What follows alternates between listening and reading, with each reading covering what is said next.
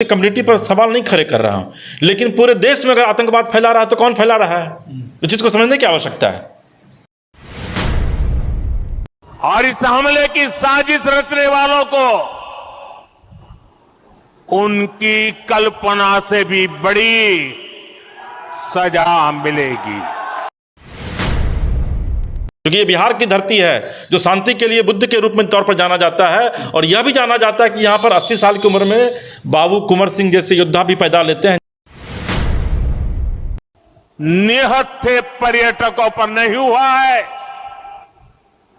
देश के दुश्मनों ने भारत की आत्मा पर हमला करने का दुस्साहस किया है।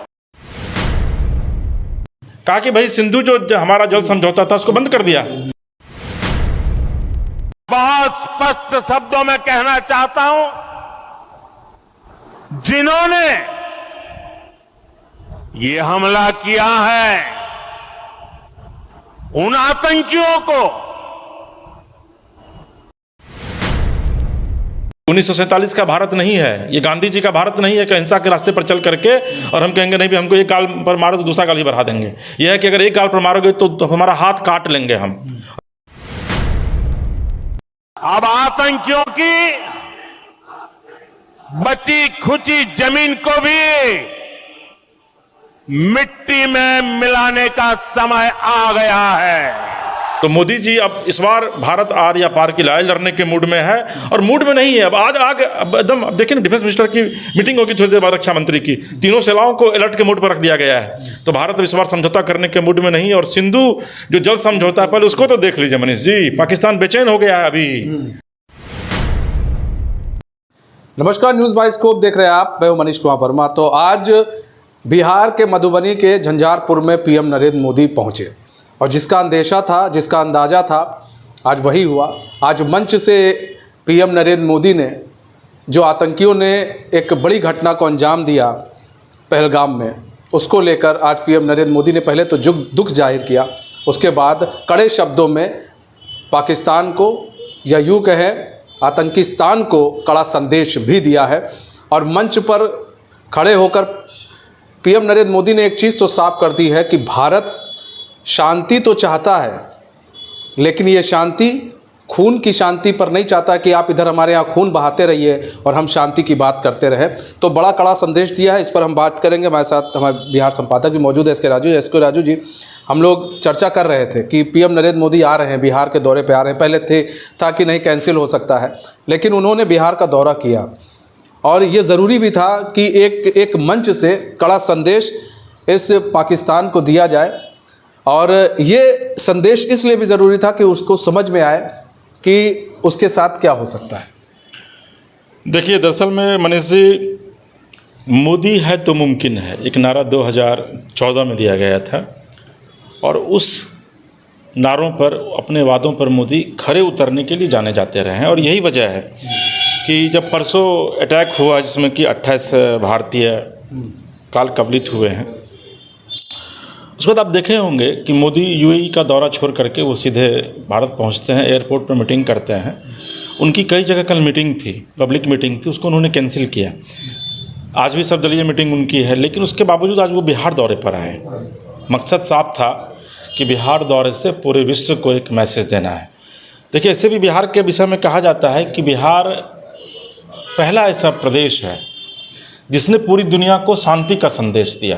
और यही वजह है कि मोदी आज बिहार की जब सरजमी पे आए तो उनका स्टाइल देखिए कि तमाम नेता थे, नीतीश जी भी थे, सभी लोगों ने बोला, लेकिन जब मोदी जी मंच पर आकर के माइक पकड़ते हैं तो वो सबसे पहले जो बोलते हैं वो कहते हैं कि जो हमारे 28 भारतीय काल के गाल में समाये हैं, उनके लिए आप लोग जहाँ बैठे हैं वहीं से, और पूरे देश के लोग, जो भी लोग सुन रहे हैं, वो लोग जहाँ भी हैं वहीं से 2 मिनट का कम से कम श्रद्धांजलि दीजिए, ताकि उनकी आत्मा को शांति मिल सके।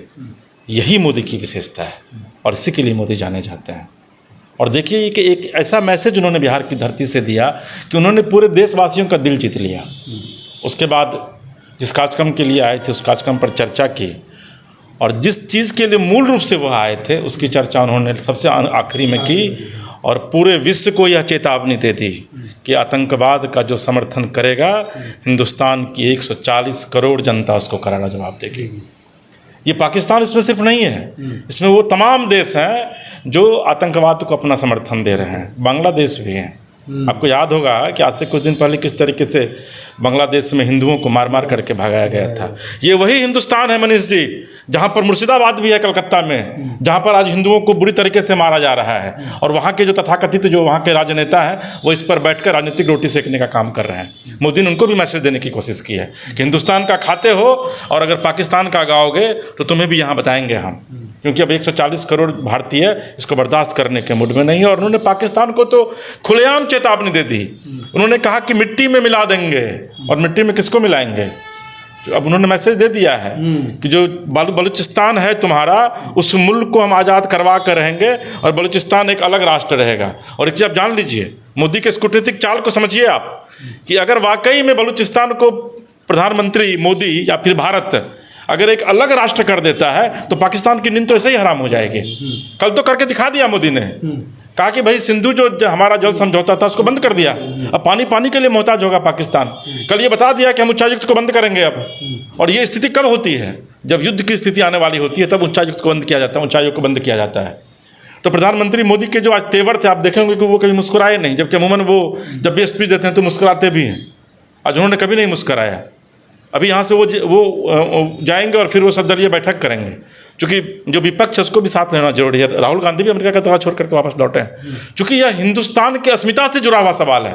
आप हिंदुस्तान में घुस करके और आप पर्यटक को जा करके मार दीजिएगा, अब इससे गंदा कुछ हो सकता है क्या मनीष जी? आप अपने घर में हमको चाय पीने के लिए आप बुला रहे हैं और हमको आप मार दीजिएगा, तो पाकिस्तान तो बहुत कमज़ोर है जो आप इस तरह भेज करके और मार देते हैं लोगों को। अगर आप वाकई में इतने हिम्मतवर हैं, आप कराची में और कहाँ वो आप फाइटर प्लेन आपने तैनाती कर रखा है, हिंदुस्तान को कमज़ोर हम समझ लिए हैं क्या आप? ये नई सदी का भारत है जो घर में घुस के मारेगा, जो घर में घुस कर मारता है। अच्छा, एक चीज़ और भी है, आपने देखा होगा उनकी नाराज़गी दिखी पीएम नरेंद्र मोदी की, लेकिन उन्होंने कई सेंटेंस जो है लास्ट में इंग्लिश में बोले। इंग्लिश में जहाँ तक मुझे समझ में आता है, इंग्लिश में बोलने का मेन मकसद ये था कि जो लोग हिंदी नहीं समझते हैं वो इस चीज़ को इंग्लिश में समझ लें। ये सीधा संदेश विदेशों में था, चाइना को था, और भी जो मुल्क हैं उनको था कि आप इंग्लिश में समझ लीजिए हम क्या बोल रहे हैं। और ख़ासकर पाकिस्तान में हिंदी समझते हैं लेकिन बहुत लोग नहीं समझ पाते, तो उनको भी क्लियर मैसेज इंग्लिश के ज़रिए दिया गया है कि ये होने वाला है। और उन्होंने एक चीज़ और भी कही है, वो हिंदी में कहा था उन्होंने कि जहाँ जहाँ आतंकवादी पनपते हैं, जिस मिट्टी में पनपते हैं, उस मिट्टी को हम समाप्त कर देंगे। नहीं, वही मैं आपको बता रहा था ना कि पाकिस्तान को सीधा उन्होंने थ्रेट कर दिया है।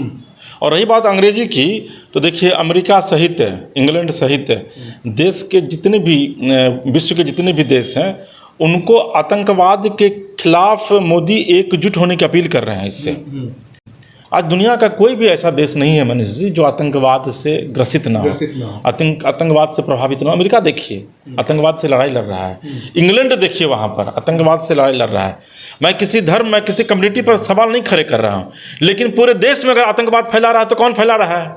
इस चीज़ को समझने की आवश्यकता है, और इस चीज़ को पूरा विश्व जानता है आज की तारीख में। आज इजराइल ऐसे ही नहीं अटैक कर देता है। इजराइल के जब अस्मिता पर सवाल खड़े किए गए, उनको लगा कि मेरे अस्तित्व को समाप्त करने की कोशिश की जा रही है, तो उसके बाद इजराइल हमला करता है फिलीपींस पर। और देखिए आप कि फिलीपींस के समर्थन में वैसे तमाम देश जो उनके स्वजातीय थे, उनके धर्म को मानने वाले लोग थे, वो लोग एक मंच पर चले आते हैं। तो ये नहीं चलेगा मनीष जी। अब ये 1947 का भारत नहीं है, ये गांधी जी का भारत नहीं है कि अहिंसा के रास्ते पर चल करके और हम कहेंगे नहीं भी हमको एक गाल पर मारो तो दूसरा गाल ही बढ़ा देंगे। यह है कि अगर एक गाल पर मारोगे तो हमारा हाथ काट लेंगे हम। और मोदी ने आज ये अल्टीमेटम दे दिया है बिहार की धरती से, क्योंकि ये बिहार की धरती है जो शांति के लिए बुद्ध के रूप में तौर पर जाना जाता है। और यह भी जाना जाता है कि यहाँ पर 80 साल की उम्र में बाबू कुंवर सिंह जैसे योद्धा भी पैदा लेते हैं, जो कल ही उनकी जयंती मनाई गई है, जो 80 साल की उम्र में 1857 में सिपाही विद्रोह में अंग्रेजों को खदेड़ दिया था बिहार से। ये वही बिहार की धरती है। तो मोदी जी अब इस बार भारत आर या पार की लड़ाई लड़ने के मूड में है, और मूड में नहीं है अब अब एकदम। अब देखिए ना, डिफेंस मिनिस्टर की मीटिंग होगी थोड़ी देर बाद, रक्षा मंत्री की, तीनों सेनाओं को अलर्ट के मूड पर रख दिया गया है। तो भारत अब इस बार समझौता करने के मूड में नहीं है। और सिंधु जो जल समझौता है, पहले उसको तो देख लीजिए मनीष जी, पाकिस्तान बेचैन हो गया है अभी। कराची एयर बेस पे अभी 18 फाइटर प्लेन को वहाँ पर उतारा गया है पाकिस्तान की तरफ से, यानी कि वो गिदर भभकी दे रहा है भारत को। जबकि भारत की अगर सेना यहाँ से पैदल चली जाएगी ना तो पाकिस्तान को समेट देगी।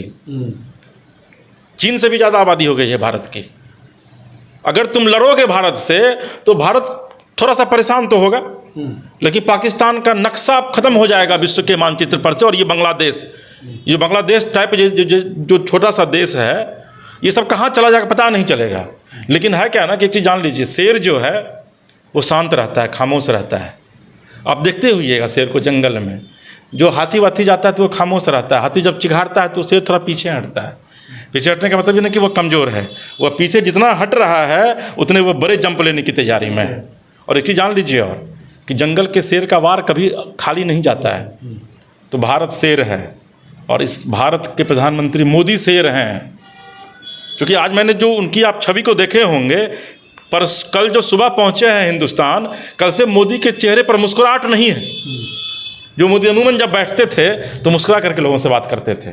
अपनों को खोने की पीड़ा क्या होती है ना मनीष जी, जो खोता है वह जानता है। तो प्रधानमंत्री इस देश के प्रधानमंत्री हैं। तो 28 व्यक्ति अगर इस देश का मरा है तो वह मोदी का बेटा मरा है, वह मोदी का संतान मरा है। तो बेटे को खोने का गम एक पिता को क्या होता है, वो मोदी के चेहरे पर आज झलक रहा था। और मैं आपको दावे के साथ कहता हूं कि आपको इसका परिणाम बहुत जल्द देखने को मिलेगा, बहुत जल्द देखने को मिलेगा। और देखिए, साफ शब्दों में संदेश दे दिया गया है कि आपने हमारे अस्मिता के साथ खिलवाड़ किया है, हम छोड़ेंगे नहीं। और इस बार भी है, हो सकता है तरीका कुछ और हो भारत का, लेकिन भारत इस बार अगर जो पलटवार करेगा वो पाकिस्तान को ये सिखा देगा कि आखिर अगर तुम इसी तरह आतंकवादियों को पालते पोसते रहे तो वो दिन भी दूर नहीं है कि भारत पाकिस्तान को उसके नक्शे से भी तबाह कर देगा। और ये एक मैसेज ज़रूर देगा भारत कि तुमने किससे पंगा लिया है, अब तुम ये इस चीज़ को समझ लो। पाकिस्तान चाहे जितनी तैयारी कर ले, पाकिस्तान यूपी के बराबर भी नहीं है, इस बात को समझिएगा।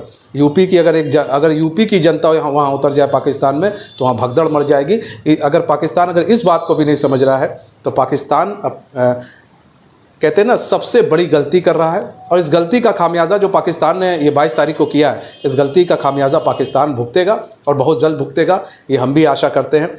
और सभी हिंदुस्तानी जो हैं, जो इस वक्त दुखी हैं, जो हमारे 28 लोग मारे गए हैं वो हमारे भी भाई हैं, जो मारे गए हैं हमसे बड़े हैं, कुछ जो मारे गए हैं वो हमारे भी आदरणीय हैं। तो हमें भी दुख है, पूरा देश दुखी है, हमारे भी आंखों में आंसू है, और इस आंसू का बदला ज़रूर लिया जाएगा, ये हम आशा करते हैं।